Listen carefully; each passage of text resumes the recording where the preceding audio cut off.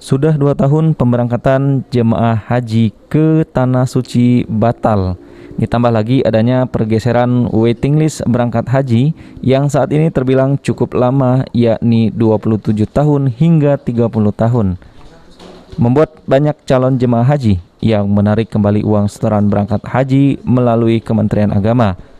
Terkhusus di Sumatera Selatan saat ini, berdasarkan pengakuan Kabag Humas Kementerian Agama Sumatera Selatan, Saifuddin Latif menjelaskan, sejauh ini sudah ada beberapa calon jemaah haji dari berbagai daerah di Sumatera Selatan sudah menarik uang setoran berangkat hajinya, baik itu secara menyeluruh maupun uang pelunasan. Namun pihak Kementerian Agama sampai saat ini belum mendata secara terperinci total calon jemaah haji di Sumatera Selatan yang sudah menarik uang setoran hajinya. Apabila calon jemaah haji menarik semua uang pokok setoran hajinya, berarti secara tidak langsung ia telah membatalkan keberangkatan dan harus mendaftar serta menunggu uang apabila masih ingin berangkat haji.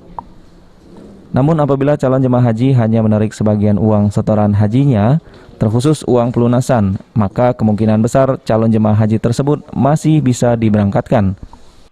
Saya menerima informasi juga ada beberapa jamaah yang minta kembali uang gitu ya, karena memang ada beberapa faktor, terutama faktor pandemi ini kan ekonomi kita mengalami sesuatu yang sulit ya, mungkin itu sedang dibutuhkan atau apa, tapi data persisnya saya belum mendapatkan itu, tapi ada informasi memang ada jamaah yang kemudian menarik uang tabungan hajinya itu untuk mungkin digunakan untuk alasan yang sudah disampaikan ke pihak Kemenak seperti itu. Berarti untuk jumlahnya sejauh ini belum belum rilis ya tentang jumlah pastinya. Saya Sumatera Selatan ada berapa itu, tapi diketahui rata-rata calon jemaah haji yang menarik uang setoran keberangkatan dilatar belakangi akibat faktor ekonomi.